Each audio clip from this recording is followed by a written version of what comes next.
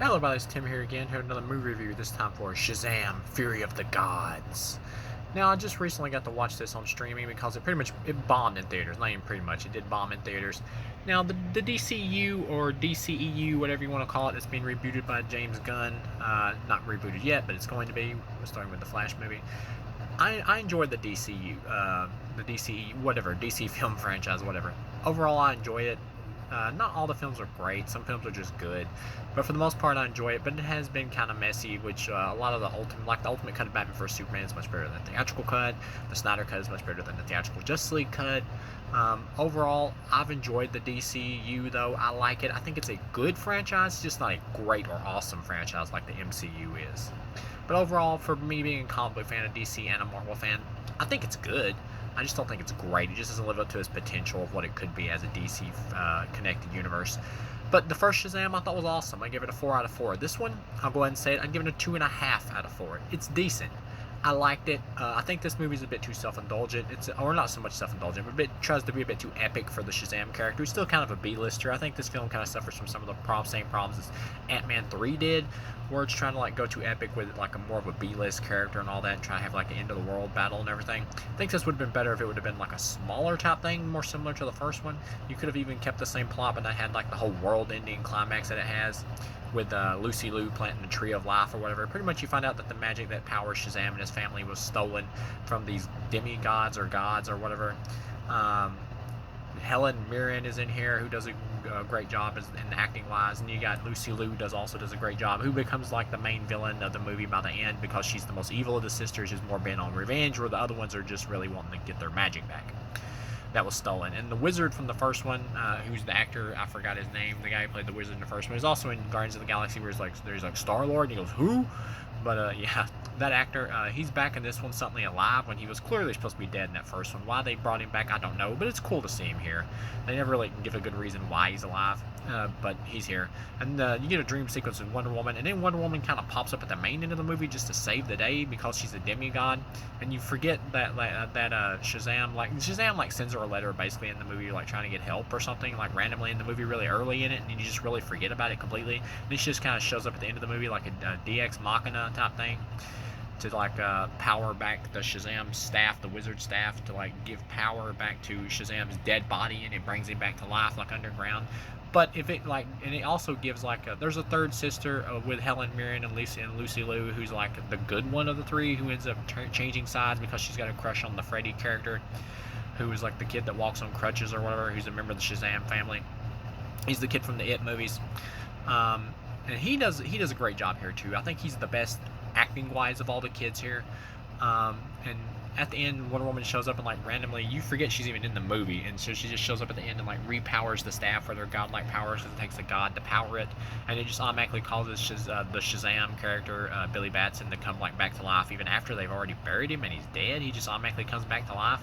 That seems like kind of a cheat, because he pretty much, at the end of the movie, he sacrificed himself to be like a true hero to save the planet, including his family, to stop Lucy Liu, who's on this magic flying dragon, which special effects wise, the dragon looks cool, and he uses the staff to like power it up with the dragon's power, and his own power like flies into it and explodes the staff and the energy in the staff and everything like a big bomb. And Helen Mirren's like helping out at the end too, because she tries to stop Lucy Liu, who's went psychotic, and she's like closing this force-filled dome on her, so you know Shazam can like go out in a climactic battle or whatever, a big explosion to take Lucy Liu out.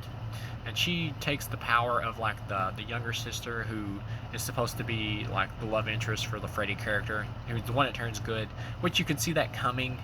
It's pretty much telegraphed, you know what's going to happen. But I didn't expect like Helen Mirren to turn good towards the end either, but that does happen. She gets speared in the back though, like straight to the chest, and still manages to survive and keep going, which I don't really know how she does that. How she lives long enough to do that. I know she gets defibrillated by Shazam or whatever, but she was pierced like right through the heart. There's no way that this character should still be alive, even though she is supposed to be a god or whatever. They still make it clear in the film that the gods can be killed by other powerful magical beings, so it really doesn't make any sense how she's still alive after being pierced through the chest by the freaking dragon. But she is. But yeah, the Shazam family, seeing the characters back, I think some people might have a problem with it because they think it makes Shazam like less special because he's got like his own mini Justice League team of his family and all that. But I think that makes Shazam more special. I like him having like his family and all that, and doing the family unit thing here, because that's what the first one was about too, was the whole family thing. So it fits here with these being, family films. Uh, I will say this at the end of it, like when Lucy Liu unleashes all these creatures and all that, and they're like attacking people and not ripping people apart, but they're like throwing people around and all that. And it gets pretty dark, maybe a little too dark for such a childish type property like this. But overall, though, it's still entertaining action. There is a really terrible line at the end that almost made me really get ready to thumbs down and hate this flick, where the little black girl in the film, who does a good job acting wise, it's like all riding on one of these unicorns that she makes friends with, who's one of the monsters, because she gives it Skittles, which is kind of cute, kind of funny. But when she's riding it and like running into the crowd of the monsters, she goes, "Taste the rainbow, mother F," and then like cuts off, like right when she says the F word. And I'm like, ugh, that is so freaking corny as humor. You don't need that. It's a terrible joke. That should have been cut. David F. Sandberg directed both these films. He should have cut that. That was bad. But yeah, the movie just kind of seems too long and like it's trying to be a little bit too epic for such a B-lister type character. And I get it. The first movie was really well liked by critics, even though it didn't kind of set the world on fire in box office. It did well. So you want to go even bigger because of people like it. But that's one of the things, though, is that certain characters, they just work, as smaller type things. They don't need to be like, you don't need to epic them up and go even more like crazy and stuff like that. And that's a lot of sequels suffer from that. Seeing Gal Gadot as Wonder Woman have a cameo in this movie, that was kind of cool. And there's a funny scene where Shazam is like having a dream about going on a date with her and all that, and it like transforms into the wizard's head on her body because he's trying to communicate with Shazam through the dream world, or Billy, whatever you want to call him. The parents find out that their kids are superheroes by the end, which I thought was kind of cool.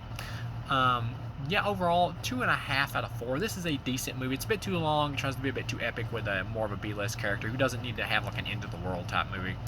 I will say that this is better written than Black Adam, but overall, I like Black Adam just slightly more than this. I gave Black Adam like a 3 out of 4, only because I'm a fan of The Rock. The Rock may have big ego problems and all that, but the guy still has charisma. If you're a Rock fan, The Rock plays The Rock. That's just the way it is. And when he's on screen in Black Adam, he's doing The Rock thing. So I was just enjoying seeing The Rock, and I like the Justice Society in that movie. So just pure action wise, and because that movie was slightly more adult, I just had a little bit more fun with that one, even though this movie is better written than Black Adam. It is.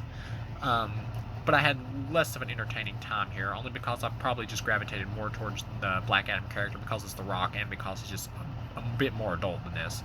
Even though that film's not a great script, that's pretty much just a beat-em-up action movie, but for what that one was compared to this one, which is more of a traditional superhero sequel, I had more fun with Black Adam, just for the Rock quota, and just the action quota. But yeah, overall though, this one still has some good action. There's some good epic fight at the end with the dragon. The bonus scene at the end or whatever with people working for Amanda Waller, like showing up to try to get Shazam to join like the Justice Society who were in the Black Adam movie. It's kind of cool. And one thing I will say is that, damn, the kid who plays Billy Batson, he looks way older when you see him in like child form. The dude looks like he's like 30, which is funny because it throws off the dynamic of like Shazam, the character, when he transforms, acting really childish, and then because when you see Billy like as a person, you're like, that kid's obviously 30. He's not those 18-year-old. So it's like, yeah, you don't really buy it, like him still being so childish when he transforms into a superhero persona. You don't really buy it. But yeah, that kind of throws a little bit of the magic off. But overall, though, it's a decent movie. This film is completely harmless. It's fine. It's decent. I liked it.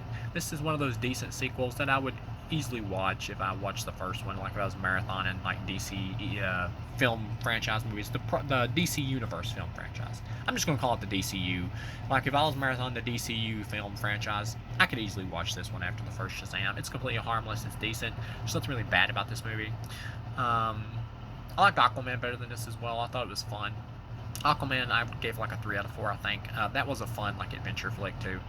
But yeah, overall, 2.5, decent movie. It didn't deserve to bomb. This movie bombed really badly and probably killed the Shazam franchise. So we probably won't get the sequel that I wanted, which was the third film with the evil little caterpillar, Mr. Mine, or whatever that they also tease here in another bonus scene. Teaming up with Mark Strong's character and getting revenge against Shazam. I really wanted to see that sequel, but sadly that's not going to happen now. Because this film's not so bad that it deserved to like kill the franchise or anything. It's not even bad. It's a decent movie. It has like the bad taste the rainbow line or whatever, but other than that, it's a decent flick. This film didn't deserve to bomb. It didn't deserve to like make $1 billion or anything either, but it doesn't deserve to bomb. But yeah, overall decent movie. I liked it. It's fine. It's harmless for the target family audience. It's a decent movie. I liked it. So thank you guys for watching, and I'll see you again.